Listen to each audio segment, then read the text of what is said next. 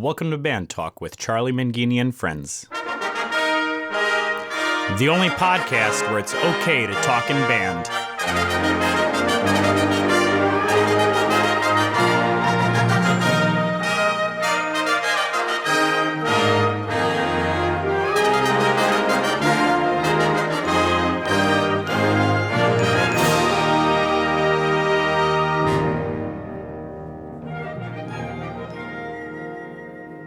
On this podcast, you will be able to hear conversations with some of the greatest names in wind band conducting, composing, and arranging. We'll also visit with great college, high school, middle school, and elementary band directors to get their thoughts on various aspects of being a band director. We'll have regular check-ins with instrument specialists, music dealers, and instrument repair professionals. And if that's not enough, we'll even have regular conversations with Dr. Tim, who will help keep us motivated. That's Band Talk with Charlie Mangini and friends.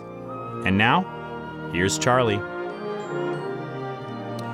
Welcome to Band Talk with Charlie Mangini and friends, and this, our 45th podcast in the series, and number 6 in Season 2, if you're keeping count. So nice of you to be with me again today, and we've got another great conversation for you.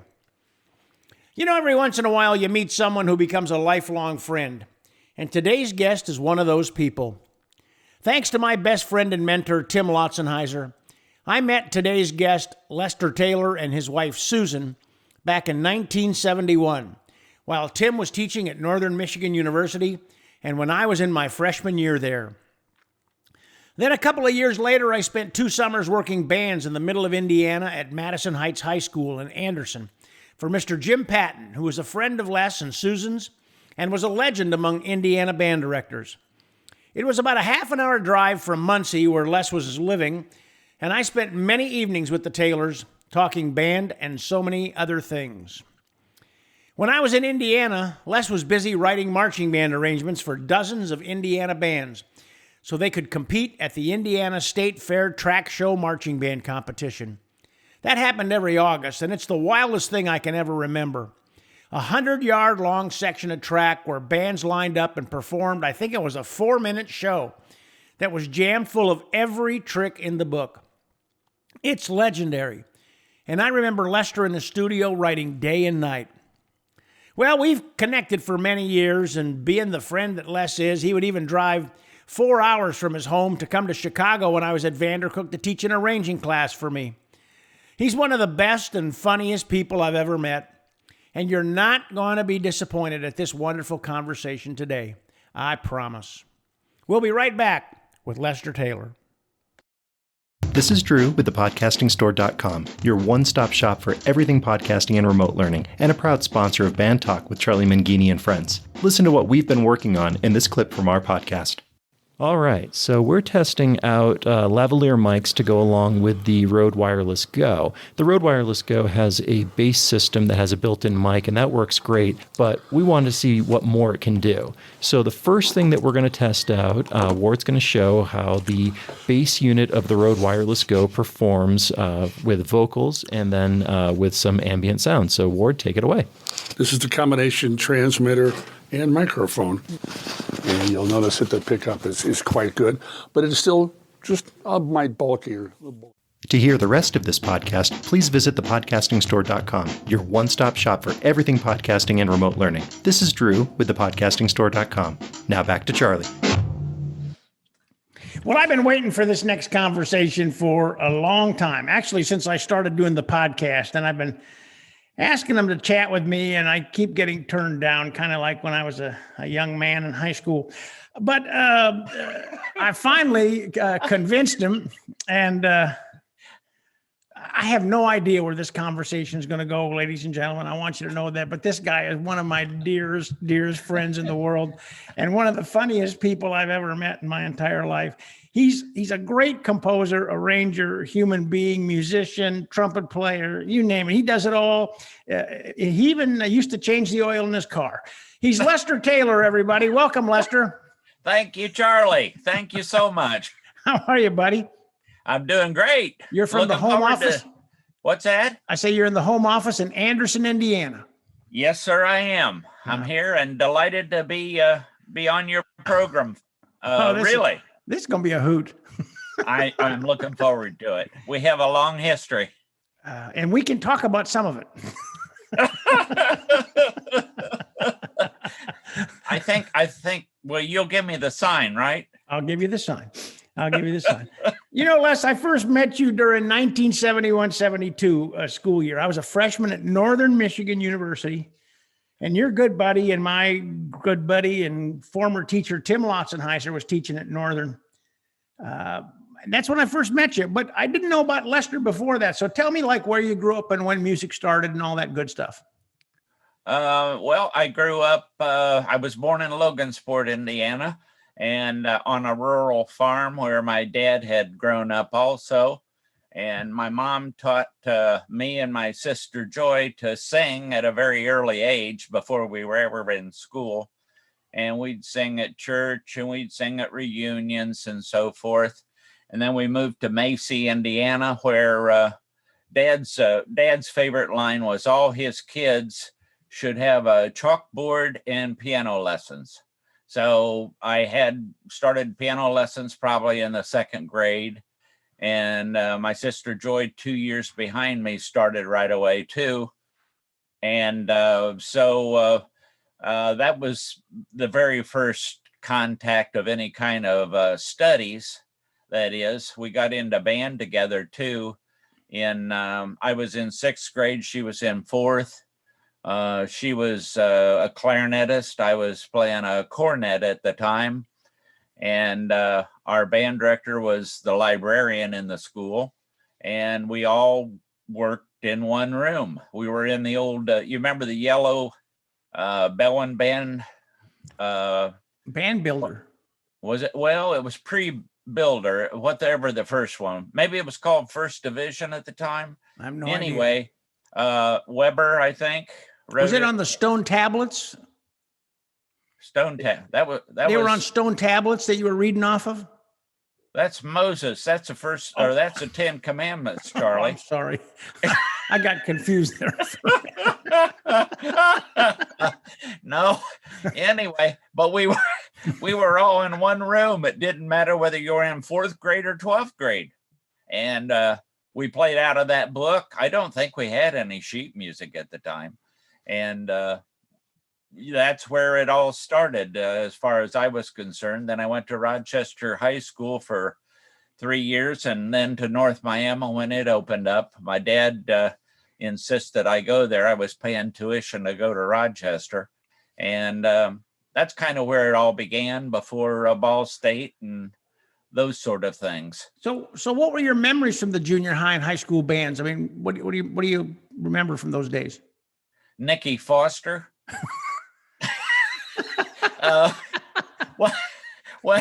When I was a sophomore, playing in the Rochester High School band, Nikki played French horn.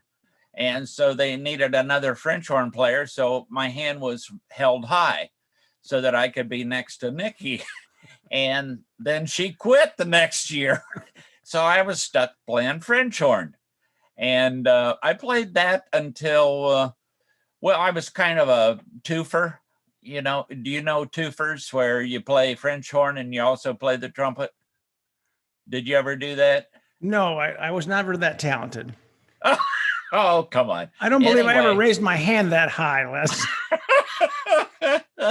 Anyway, when I went to North Miami, then I'd play trumpet in the jazz band. I played Ephor in the pep band and played French horn in the concert band. So you played French horn, which is a left-handed instrument, and trumpet, which is a right-handed instrument. So I could say that you were musically ambidextrous. This is true. This is true. I had trouble getting my hand in my trumpet, though. Well, your arms weren't long enough. That's why you were playing the cornet. That was a shorter instrument. You should have kept. Well, I had to hire a friend to put their hand in there. And fortunately, they quit the next year too. Yeah, they quit the next year. Oh man. Well, from those times of being in junior high school and high school band, how do any of those times how have they influenced the way you think about music today? How do they influence? today? Probably the number one thing that we all know and love, which is band and music in general, is fellowship. And I still communicate with Bill Wagle, who was in that band with me, who lives in Seattle. I still communicate with my first girlfriend was Julia Hathaway, and that was she wasn't in band at the time, but I still communicate with her daughter, or her sister. You want to start over, Charlie? I still communicate with her sister. So I think it's great being with people just like you. You came with Tim and the group there to Bluffton and played for the Rotary Club, and that's where I met you. I didn't know much about you at the time, but it was the same sort of thing. I met Tim at Ball State. I remember when Tim was the alternate bass drummer. And wait. Tim was the alternate bass drummer? Tim was the alternate bass drummer his freshman year in the marching band. Oh, talk about that some more. Oh, now? Yeah, sure. Well, he worked hard. He was funny then, just like he's funny now. And that was where our whole relationship started. And like I say, music, band to me is fellowship. It's loving each other, and it's where our whole country should go now. If everybody was in band, we'd be getting along a lot better. So that's what I remember about band at all ages. Tim and I then became brothers. Like, what's the line? Brothers from different mothers? Yep. That's what we were, and we still are to this day. And unless he's out of the country, you're in this. You talk to him a lot too. Absolutely. We talk, probably every day. And it may just be checking in, but and we also share a lot of stuff. So that fellowship was in junior high, it was in high school, it was in college, and it remains today. Yeah, our closest friends have always been the ones that kind of were in band with us. I think you're exactly right. Yes. So you mentioned you went to Ball State with the legendary Earl Dunn. Oh, my golly, Earl Dunn. So what do you remember from Mr. Dunn? Your imitation of him a lot.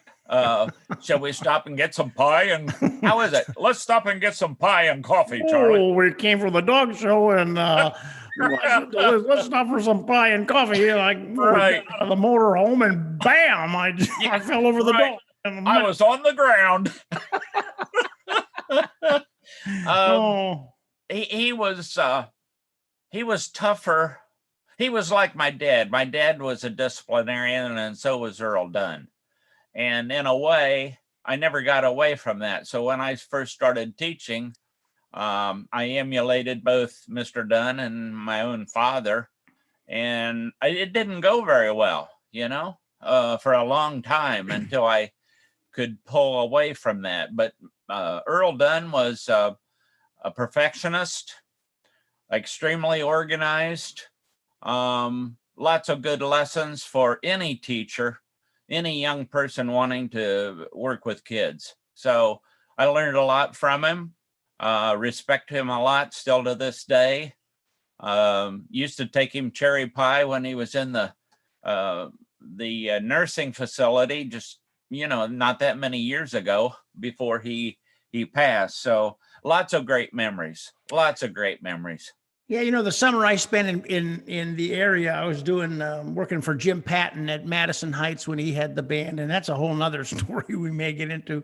But I was taking that summer class with Mr. Dunn, and Tim had warned me that he was going to be judged forever by his student me, and I better do a good job in that class. And I actually flipped my days and nights around so that I could wake up at 3:00 in the morning, and I would go to the Wheel restaurant in Muncie and drink coffee and review my notes before Mr. Dunn's 7:30 in the morning class at Ball State. And I still have the notes from that class. It was a great class. He was amazing.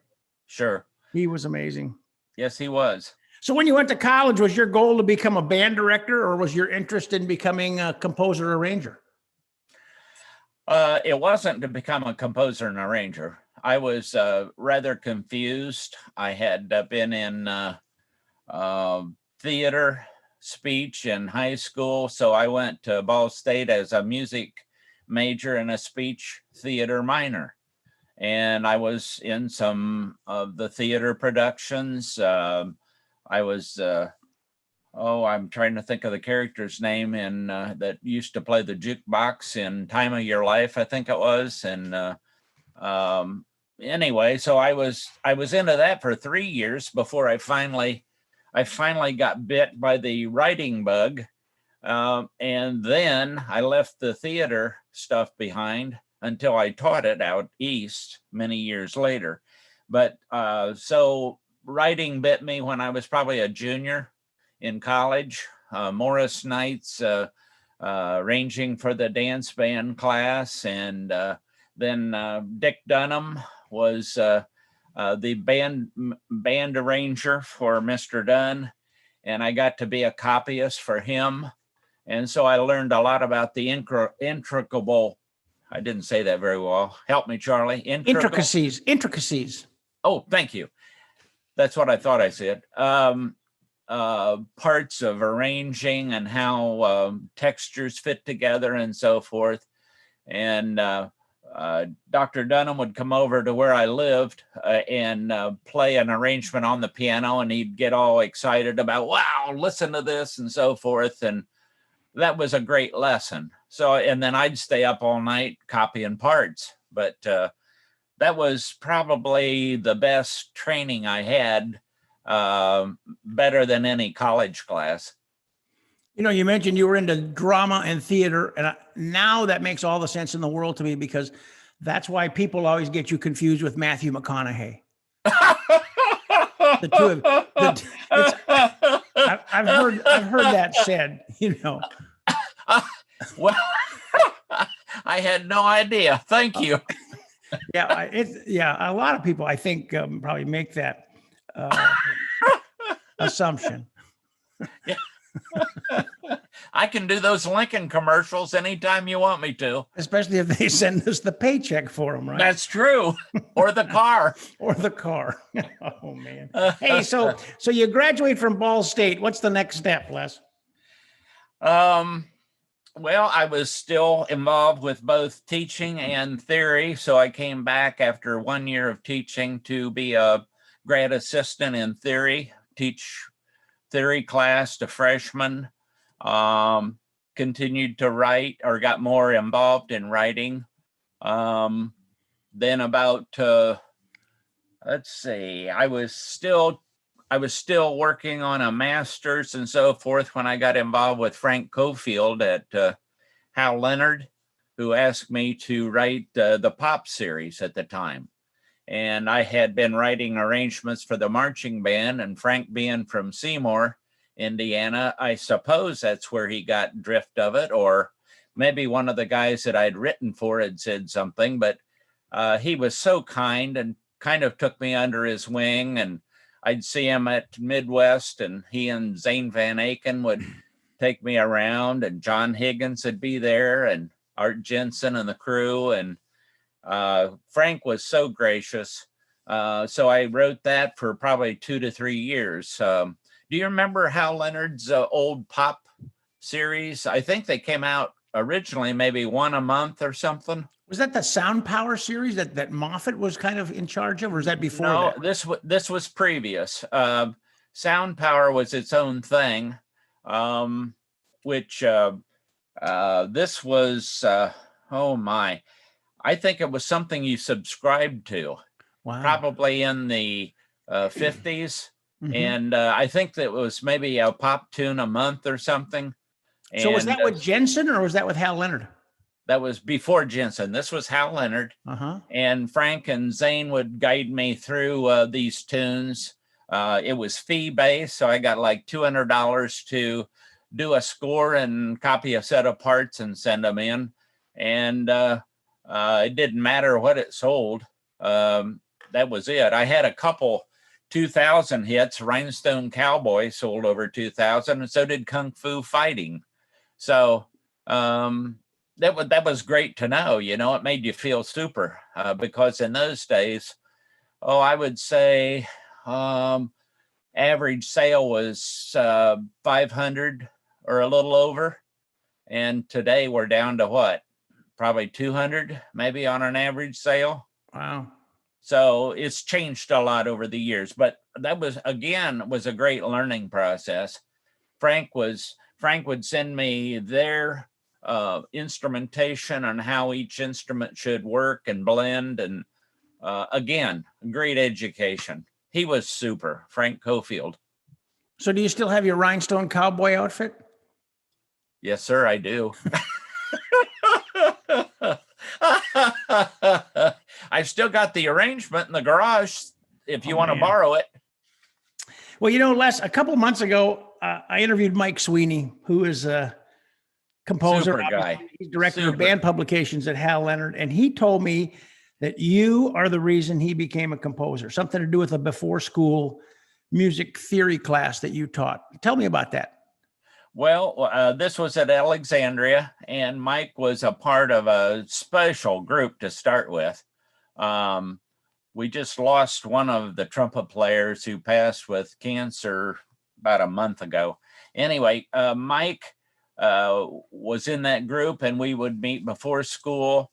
The jazz band at that time would meet after school. So we didn't have it within the day. The second year after Mike had graduated, we were able to get theory in the day.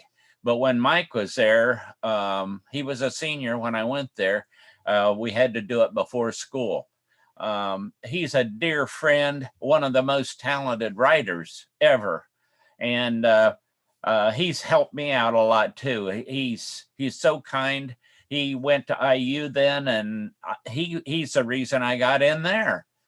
He recommended to Ray Kramer and Fred Ebbs and Will England that I would be the man to come in and do some of their writing.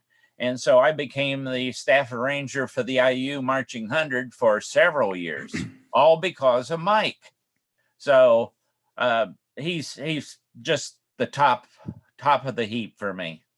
Yeah, he is. And he's one of the most humble people you'll ever meet in your life. Very. He's good folk. He always was, Charlie. He was that way in high school. He has not changed. Yeah, I mean, he is so smart, but you'd never know it when you just talk to him, or he's really the best. Yes, he is. Thank you. So for our listeners, Les, your wife, Dr. Susan Taylor, an incredible band director. She taught in Indiana for a while, and then, if I'm remembering this right, she became the curriculum specialist for music ed in Frederick County, Maryland. And I think she was teaching music ed classes at the University of Maryland. Is that correct? That's correct. So how many years were you on the East Coast? We were 14 years in either Maryland or Pennsylvania. Susan was the curriculum specialist in Frederick for 10 years. And then the last four years we were out there, she was in the music ed department at University of Maryland. So she's had a great year, or great career as a teacher. And a great teacher. Yes, she is. Yeah, absolutely. So during that time, Les, didn't you go back to the classroom and teach elementary band?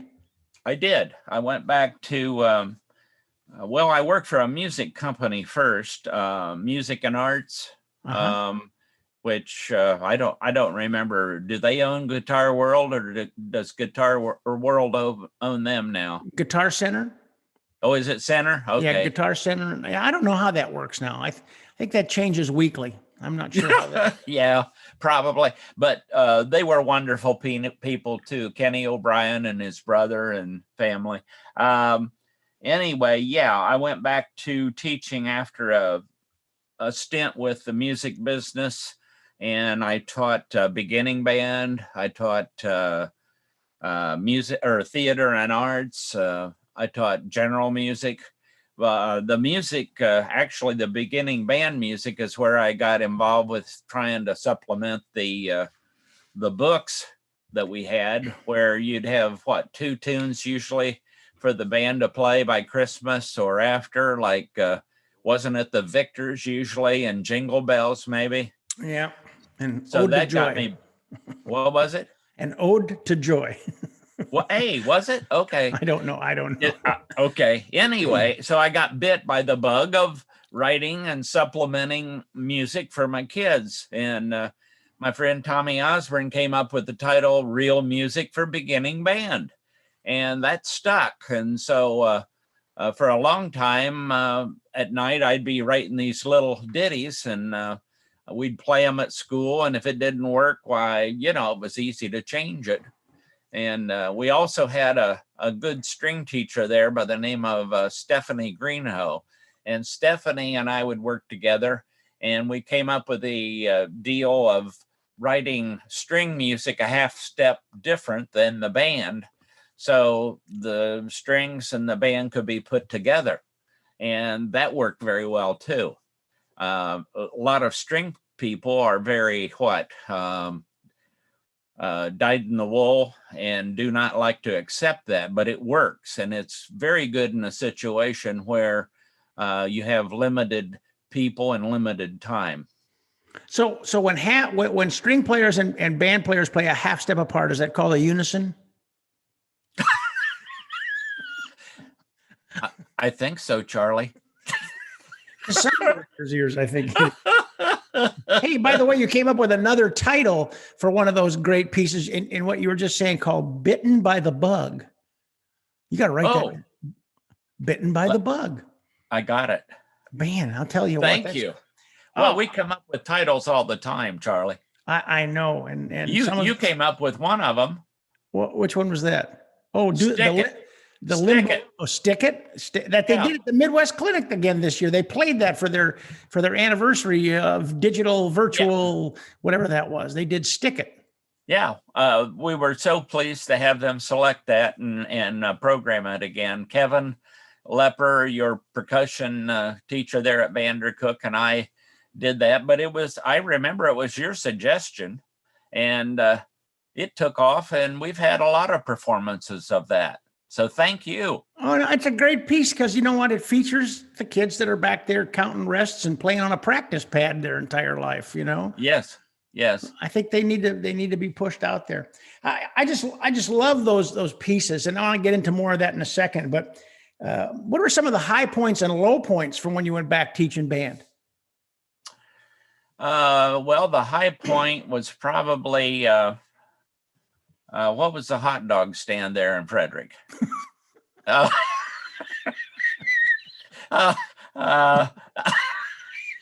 He's since passed away, but we used to go over there at lunch and get some. He had a bus, Scotty. It was Scotty's bus, and he'd park it over by the Babe Ruth field, and we'd go over at lunch and bring back his Scotty dogs for those in the faculty that wanted some there at Ballinger Creek. So this is before food trucks. Yes. Oh my gosh. And the Scotty bus, he's died now, but the Scotty bus is still there, parked on one of those corners someplace. And he never gave out the recipe, Charlie. And some of those hot dogs are probably still on the grill from when you were there. They're probably still in my stomach.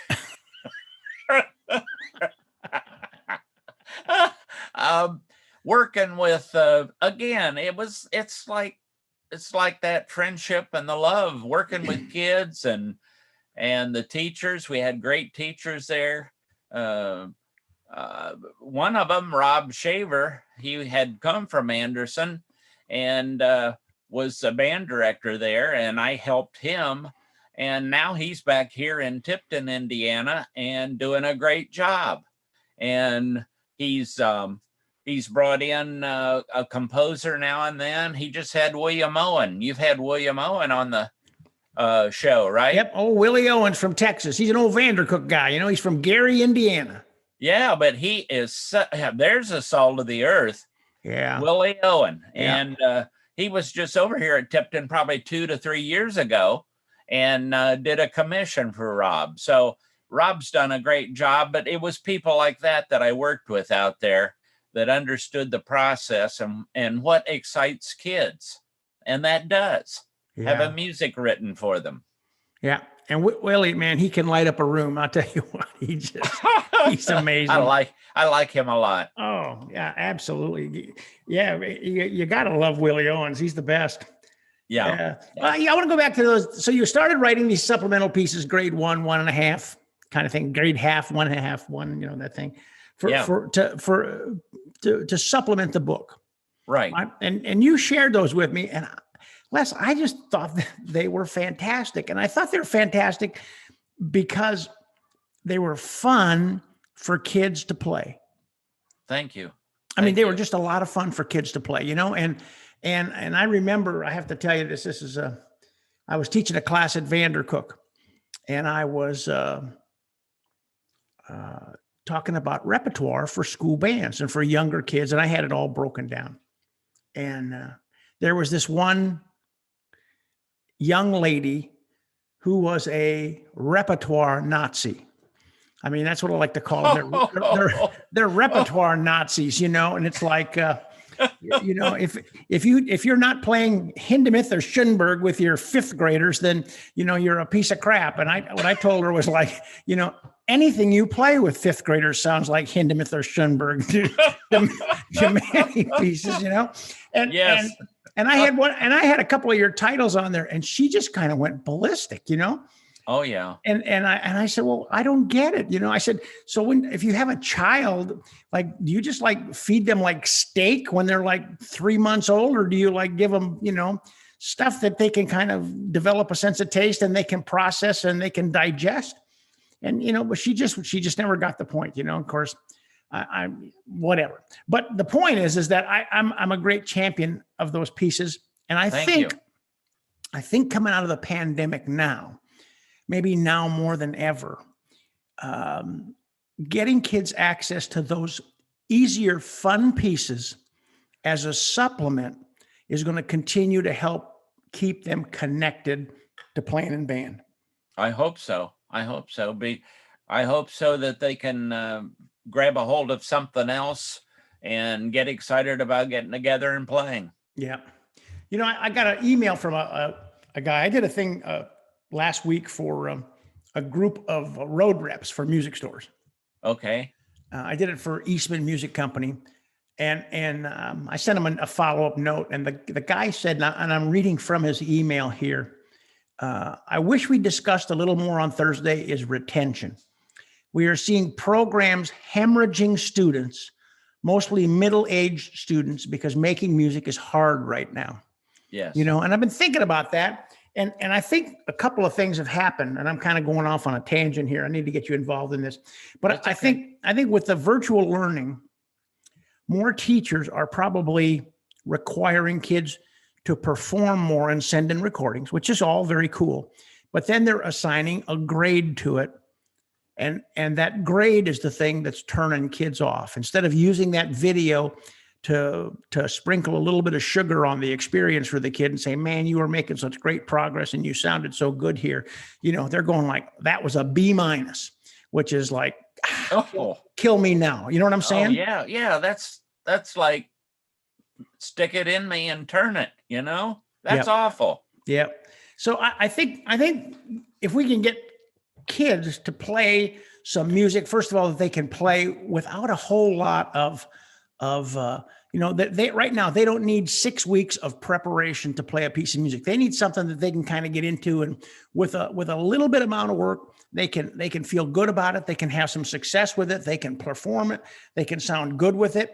It may not be a classic, but it's going to be something that's going to be a stepping stone to get them to the next level, right? I mean, there's a whole bunch of steps to get to the view, right? And these are one of the steps.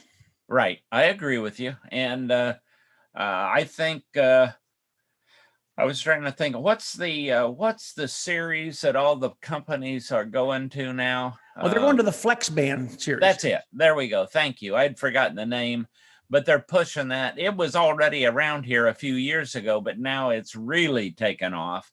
And I just talked to Brian Balvanges the other day, and he's pushing it. They're pushing it in all the companies that I know of. So, and that will help too, you know, Yeah. that will help a lot. You know, that was started by Mike Sweeney at Hal Leonard. Was it really? The whole Flex Band series, him and Lavender were talking about that.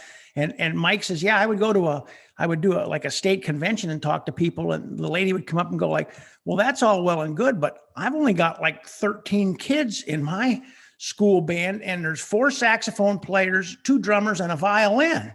And I can't play all this stuff, you know? Right. And so they decided that they would start a Flex Band series, and they've done it for a bunch of years. And now it's coming to fruition. So, right. And you know, No, go ahead. Go ahead. Sorry. Oh, go ahead.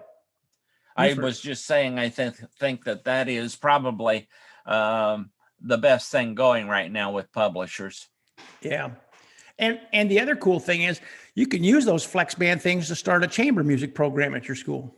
Sure. You know, you get 5 kids and they're playing a piece of music. Well, why can't you take that too and have 90 or 100 people playing it? Oh, It doesn't have to be 13. No, exactly. You're exactly A large right. group can sound fantastic right now. So you're saying that when you write music, simpler is better. Yes, automatically. We spend all of we composers and arrangers spend too much time. In fact, I've killed many a commission by overwriting. You need to first off write for yourself and your whoever the commissioner is, but also don't get out of bounds. Keep it. The old idea, keep it simple, is still there, and it works. Yeah, it still works. So coming out of the pandemic, what's your fear for high school bands, or what's your hope for high school bands or school bands? What's your hope? Well, I think the last 2 things you've said is very good. I'm hoping that there will be, out of all this education, I'm hoping there will be a series of schools, maybe charter schools, that will be more disciplined, more after the foundation that our country was raised upon, and that this will ignite and spread, and that music will, and all the arts for that matter, will be a part of it. That we'll get away from politics, that we'll get more in tune with music, with spirituality, and that I think that's kind of a dream at this moment, but I think that that's where it would be great to see us go. Yeah, if we could get more arts in school and get kind of back to the fundamentals, absolutely. I'm tired of that, Charlie. I'm tired of the schools knocking the music and the arts, and it's still going on. They haven't learned a doggone thing. No. You know? You know, I got a buddy at Vandercook, the choir teacher there, says his thought is that the reason that schools don't get support for music programs is that probably the administrator had a terrible experience in music when they were a kid. Might be. Yeah. There's too many of the folks who had a losing season coaching basketball that are up in those positions. And I've known some that had winning positions, and they're different. They're the opposite. They are very supportive. There was a elementary principal there at Alec, and his daughter had been Miss Basketball, I think, of Indiana. Julia, or her last name was Howell. And in fact, they've got her name painted on one of the billboards going into Alec on the south side. And he was the most supportive principal that I worked with up there. He was fantastic.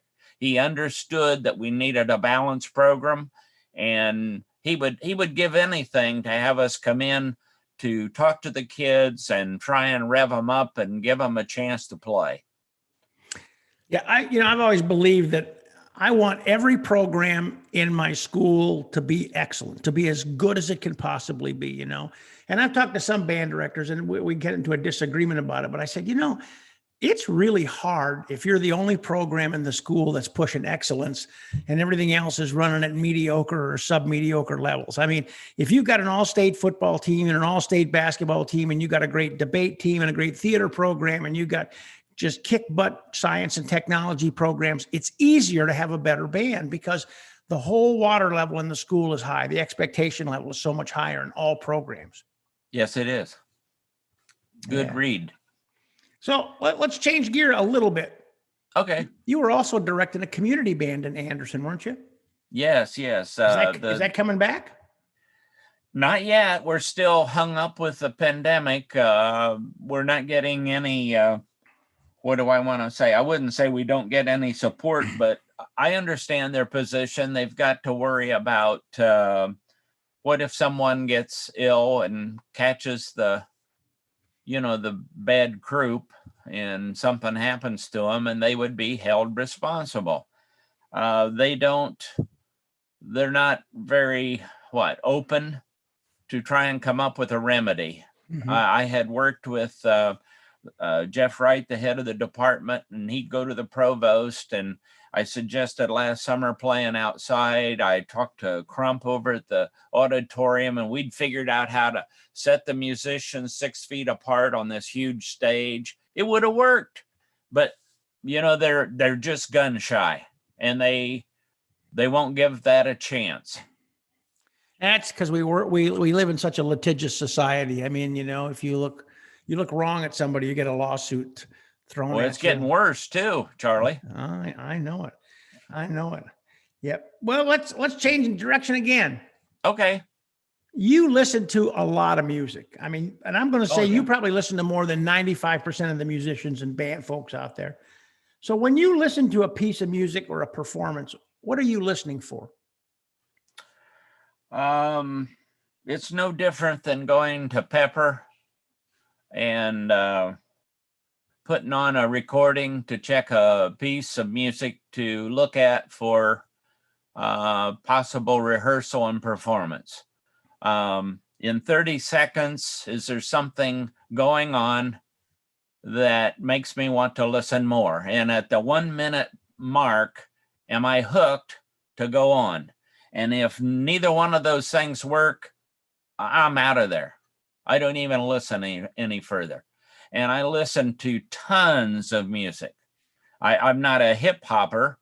I'll listen to contemporary things like from the Metropole Orchestra with Snarky Puppy. And that's far from, the stuff that a lot of people listen to. But they're fantastic, by the way. Snarky Puppy. Talk some more about the Metropole Orchestra. The Metropole Orchestra started in 45, Charlie, and they've been going. They had Dolph Linden was the conductor for many, many years. And then more recently, Vince Mendoza had him and Jules Buckley recently, and then he retired. And there's a gal that just came on. I forget her name now, but I listen to the Metropole all the time. And I've got different associates that I talk to. I don't know whether it's a lot to do with their recording and mixing. Their arrangements and compositions are just fantastic to start with. But there's something else to it. I don't know where it's at, whether it's in the mix or what, but they're just wonderful. I collect anything I can that the Metropole does. Big band, or full orchestra, whatever. And we've got another Vandercook guy over there that graduated from Ball State. He's at the music, American Studies at the Hague. Jim Yarnell. Jimmy Yarnell. And I talk to him a lot by email. And that's one of his very famous or favorite groups too. So it's just, and I don't mind groups here. I listen to Marcellus from, the Lincoln Center Jazz Orchestra, just almost as much because they do wonderful things too. But I listen to a lot. I listen to good country. I listen to anything. So the Metropole is based in Amsterdam, and is the female conductor you're thinking about, is it Miho Hazama? I believe so. I believe Yeah. that's correct. So, and I don't know much. You can go on YouTube and follow them, can't you? Yes. Well, and they have a website and they're on Facebook. And in fact, today, I think we're coming up to it. I think it's at 1:30 or 2:30. They have, I think their Dutch Jam number 2 will be streaming live. So yes, you can get into that. This streaming thing, as you well know, is just out of sight, isn't it? It's awesome. It's opened my world to a whole bunch of new stuff. Exactly. And that's great for all of us. How lucky we are. Yeah, absolutely. Yeah. One of the good things to come out of the COVID problem. Yeah. Besides Metropole, anybody else you really like to listen to? I love soundtracks, especially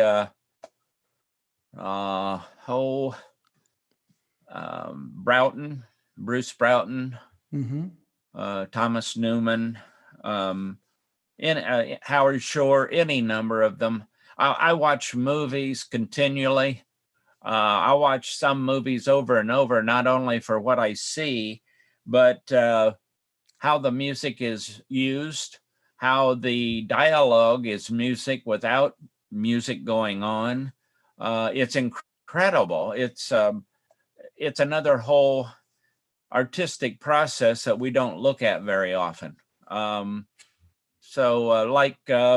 One example would be the dialogue in the middle of Home for the Holidays. You haven't seen Home for the Holidays, have you? I have not. Jodie Foster directed it, and there's a scene in there at the Thanksgiving dinner where it's just almost mind-boggling how they all talk together. How did they do this? When you look at the script, most scripts are here's so-and-so speaking, here's so-and-so speaking down the line. This is right to left, and they're synchronized back and forth to right to left. That's almost like a Sondheim madrigal, you know? It's incredible. And yeah, I get excited about that. It means more than just the movie. It means so much. So yeah, I get excited about that. So in 100 years, if two guys are having a conversation and the name John Williams comes up, what are they going to be saying about him? He was probably the best of this time period. He's who's brought more classical ideas into soundtracks and into popular music? No one. He's an exception. He's just incredible. Look where he started with Gilligan's Island, and the big band stuff that he was involved with way back when. Did he write the theme for Gilligan's Island? Yeah. I had no idea. Check the credits at the end. Yeah, that's really cool. Yeah. That's a long way from Star Wars. Well, yeah, but you've helped me understand John Williams a lot through Paul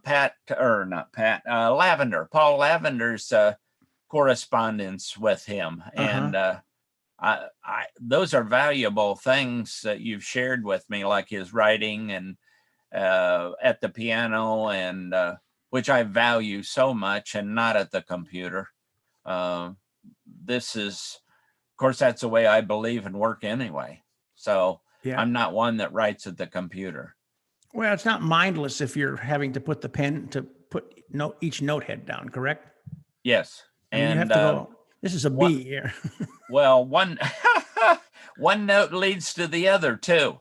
Yeah. And if think how many times on the computer, even with what you do, you run into a snare where this didn't work, and you've got to go back and solve the problem with the software or something. That's right. If you're writing music, I'm sorry, your You just shut off your creative mind. Yep. They need to get autocorrect on it so that you put the chord in it. It shifts it. You wrote a B minor and it says, no, it's a D7. You're right. Hey, that's good, Charlie. Kind of like my texts, Yes. Okay. I wrote this. I wrote one. This is a funny story. This is a great digression, but my brother-in-law, who is the old former coach of the Orlando Magic, calls me after we had moved to northern Wisconsin, and he said, I think I just met a lady who has a home up by where you live. Where do you live? So I texted him back and I said, well, we live on a lake north of Iron Mountain, Michigan. So I sent it to him. So about a month or so later, we get a Christmas present.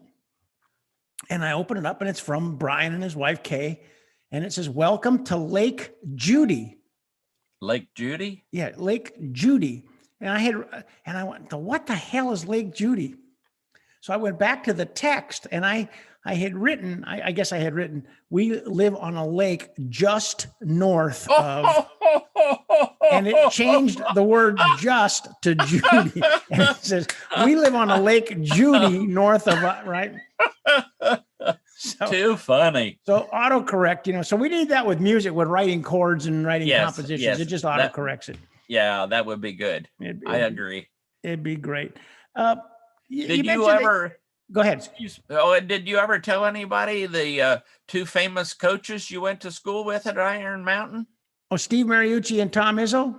Yes. Yeah. Don't you think that has something to do with the atmosphere or the drive that you've had? The water. It was the whole. You know what? It was a bunch. Tommy Izzo's dad, Carly. Yeah. Was in the Lions Club with my dad, Mandy. My dad's name was Armand. They call him Mondo, changed it to Mandy, right? But right. Tommy's dad and my dad were buddies. And Steve Mariucci's dad, Ray, was a teacher. He was a wrestling coach and ran a Tasty Freeze in town. And he ushered mass with my father every 11:30 at the Immaculate Conception Parish in the north side of Iron Mountain. So it was just the same kind of mentality, work mentality. These guys worked, and Yeah, but Yeah, Izzo and Mariucci made it. I'm just a broken down old band director.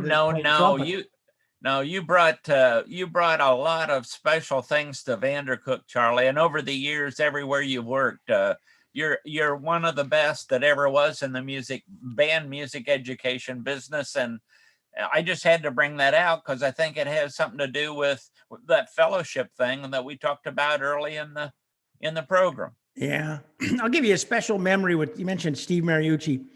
He was the quarterback coach for the Green Bay Packers. Okay. And he was Brett Favre's quarterback coach for the Packers. When Favre was there. And I was playing in the Chiefs band and it's raining like a dog. And we were in the end zone and they had a metal cover pulled down over the top of the band so we didn't get wet. And we're rehearsing and all of a sudden you hear somebody pounding on the roof of the band. And the old band director, Tony DiPardo, who was just a great old man, he goes, "What the hell is that?" He said, and he looked out and he goes, "Hey, Mangini." He goes, "Mangini, this guy wants to say hi to you." And it was Steve Mariucci. He knew I was playing in the Chiefs band and he ducked in and he says, "I just wanted to say hi." So I caught him before the game and we had a nice conversation. And that's so cool, Charlie. That is so cool. It was a great memory. Yeah. That's my second favorite memory of the Chiefs band. What was the first? My first memory was before the game. There was always a time when the band finished playing and they would just start the whole pregame stuff and the band would go to lunch. Oh. And I'd always walk Tony DiPardo from the end zone around to the 50-yard line and we'd go up the tunnel and we'd grab a little lunch together. And of course, Tony, it took him an hour to get from the end zone to the tunnel because he was kissing babies and people were coming down for autographs and stuff. So we finally get him up to the elevator and I turn and Tony's gone.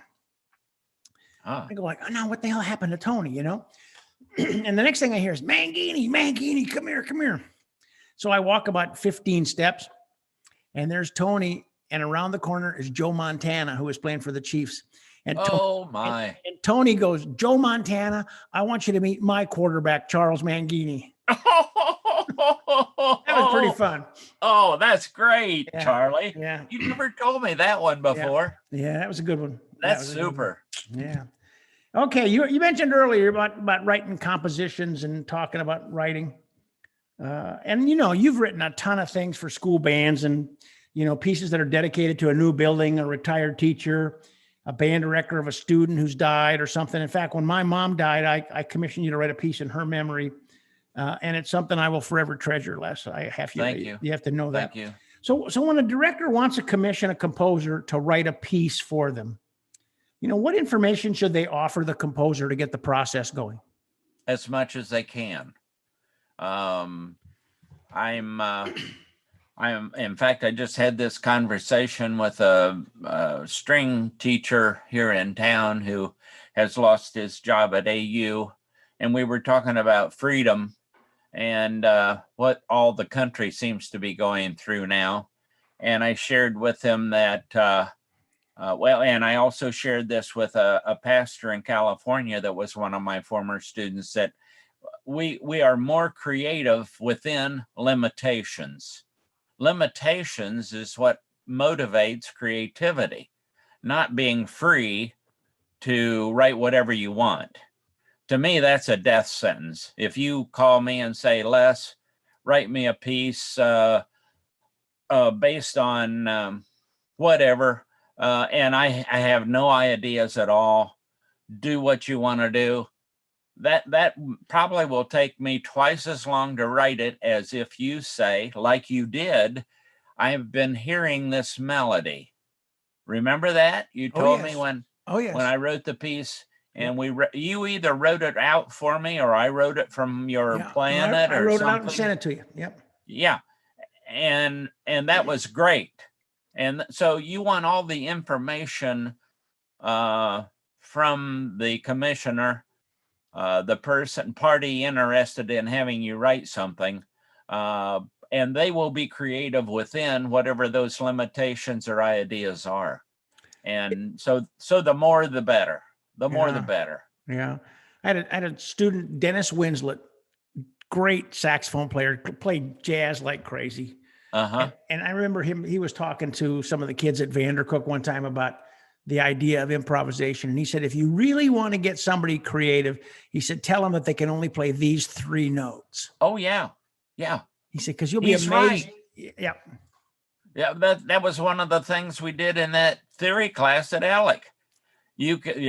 And I'm not saying 3 notes. You've got 1 note. You can play it in any octave you want to, but and any rhythms and so forth, but you've only got 1 note. And then you can go add 2 notes or 3 or whatever. Dennis is right. The limitations help the creativity. So it's great. Dennis, do I know Dennis? I think you probably met him along the way. Okay. I think you did. He's a great young man. He's living in Colorado now. He's got some health issues, but he still plays, and I stay in touch with him once in a while, especially on Facebook. I do. He's a wonderful, wonderful, brilliant, talented kid. Yeah. Well, Les, if you could go have a cup of coffee with a composer, past or present, who would it be, and what would you want to talk about? Oh my. Well, I've had coffee with about everyone that's within my arm span, from Elliot Del Borgo. We spent a lot of time together, or Bob Loudon, Robert Loudon in the old days. Robert was fantastic. He wrote for everybody for a long time. That's where I really appreciated somebody who could adapt to the situation to write. He had an old Victrola, Charlie, and Bob would either speed it up or slow it down to get it in the key that he wanted. This is pre all these electronic things that allow you to do that. And that's how Bob was writing back in the 40s for the service bands and stuff. So I've just been lucky. I've been very fortunate. I'm trying to think, who would it be? I don't know. I'm tickled to death. I've been blessed. There's so many fine composers and arrangers out there.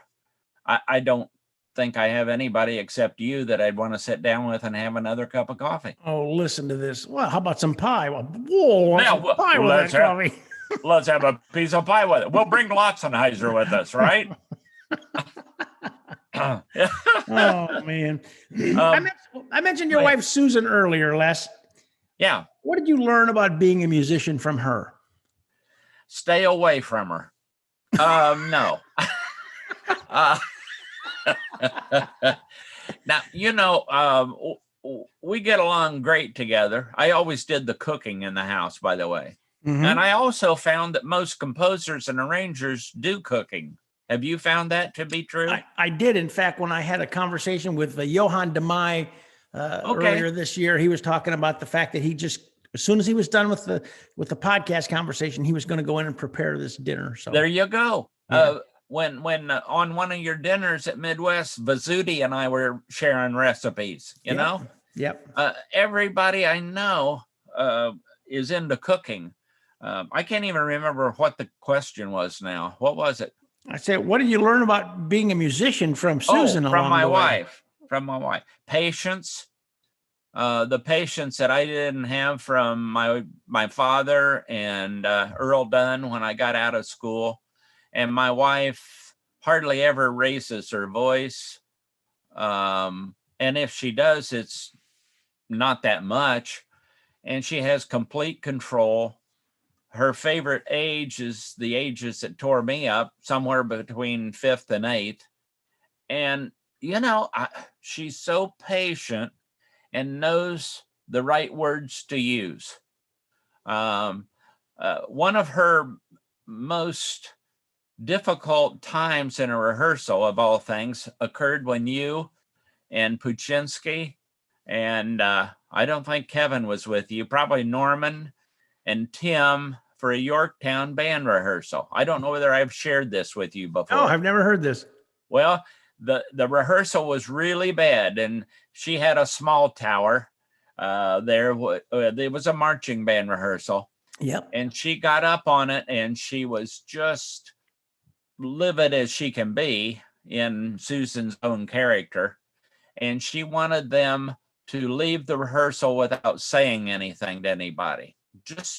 You've had those, right? Where you want the kids to just think about what they weren't able to do and what they could do next time to make it better.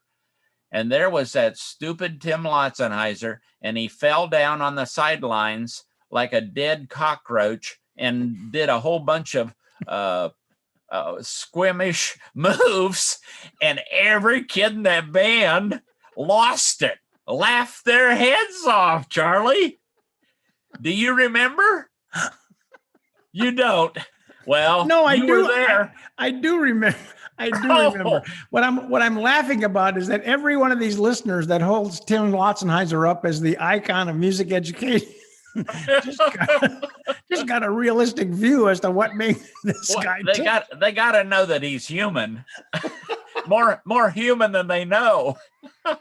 He's our best friend, Charlie. I know. Well, he was our best friend until you shared that story, Les. Well, I'm supposed to have fish with him at 5, so we'll see. Well, he won't know about this. I won't tell him. I promise I won't tell him. Okay. Well, I won't say anything then either. Thank you. Oh, okay. I got 3 quick questions, quick answers. Uh-oh. What's your favorite food? Mexican. What's your favorite flavor of ice cream?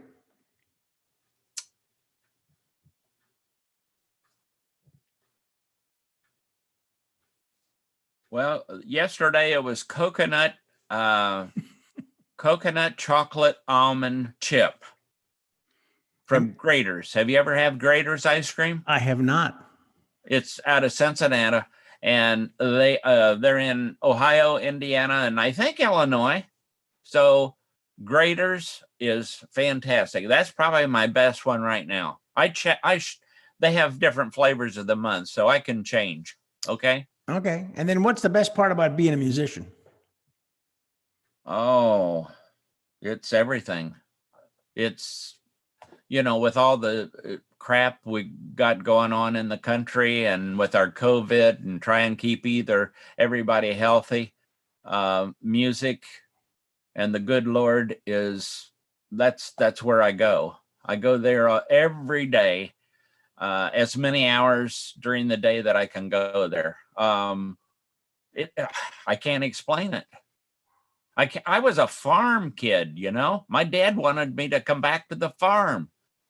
And when I left teaching to write, he couldn't believe it because he thought I had it made. So music's everything to me. Music. Lester, and you're everything to me, buddy. I just love you to death. And this has been the coolest time I've had doing the podcast. I got to tell you, I can't wait to see you. Can't we share one more story, Charlie? Or are we overtime? No, we can share one more. I know where you're going with this. I know you do. And when you were at Ball State and I was working with Zeke Rosso up at Alexandria. That's correct. We went to, was it Milwaukee? We drove to Milwaukee after my class with Mr. Dunn on Friday. We left about noon. Right. Well, Rosso was in the front seat and I was in the back seat. And we went up to Milwaukee to watch a drum corps show. That's correct. I was driving the orange Opel named Walter Warthog. Yes, Walter Warthog. And coming back, we drove down 65 and got off at 28 to come across. And now this is about 1 or 2 o'clock in the morning now. It could have been later. It was very late. Yeah. Yep. And we had just been through a thunderstorm. Frankfort is one of the flattest areas in the whole part of the state. Frankfort, Indiana. It's like farmland everywhere. There are no hills. This is flat.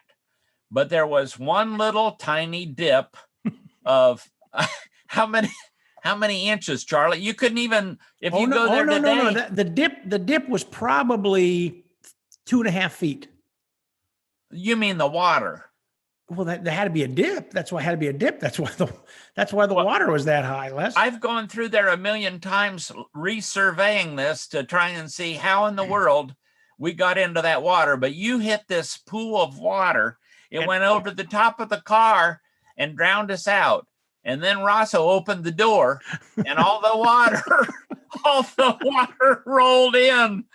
And we pushed that baby out. You got her refired. And we got back to wherever. Going back to Muncie. And we went back to Muncie because Rosso lived there too. And then you could see your car over in the Ball State parking lot every afternoon when it got warm because it was all steamed up inside for how many months? The rest of the summer, maybe. That was one of the funniest things I ever went through, Charlie. Well, it wasn't at the time. Well, it was at the time. I mean, because you were sleeping in the back seat and hit that water and the noise was like unbelievable. Well, Zeke was sleeping in the front seat too. And man, you guys jumped up and it's like, man, there's water coming up. We thought we were dead, but right. I remember we had to take the top off of the air filter off, and we were like using our handkerchiefs to dry the water in the carburetor area. Okay. We finally got it fired up and we drove her back. Yeah, you did good. You did good. There's a car wash that went out of business because I went over there and I used their vacuum cleaner to suck as much of the water out of the. I think I burned it up, but oh well. I loved it. We have a lot of stories to tell, and we're going to tell some more the next time I have you visit. Okay, buddy? Okay. Hey, thank you for doing this. You've been a great friend. Thank you for having me at Vandercook to teach and write so many pieces. And I can't thank you for your friendship enough. Thank you, Charlie. I love you. It's a two-way street, Lester, and I love you too. And give a big hug to Susan. I will. You to Wanda. Okay? Okay, buddy. Bye-bye. Bye-bye. Lester Taylor. If everyone in the world had a friend like Les, this world would be such a better place. I know I'm a better human being because I met Les and because we've remained friends all this time. Today, Les is retired, but he still loves music, and he loves to send me links to some of the coolest stuff I ever get a chance to hear. Les, keep on, brother. Keep laughing and keep sending those great recordings. I cherish our conversations, and I can't wait until I get to chat with you again. Well, that's Band Talk with Charlie Mangini and friends. We'll be back with more great conversations. And once again, thank you for joining us, and thanks to our great sponsors, Hal Leonard, publisher of the Essential Elements Method for Band, Advantage Network Percussion, Vandercook College of Music, and thepodcastingstore.com. So until next time, this is Charlie Mangini saying, thanks for listening. Thanks for listening to Band Talk with Charlie Mangini and friends. If you would like to send a question to Charlie or have a comment, please send an email to bandtalkcharlie@gmail.com. We hope you will let your colleagues, students, and friends know about Band Talk with Charlie Mangini and friends. Thanks for joining us, and we look forward to being with you again soon.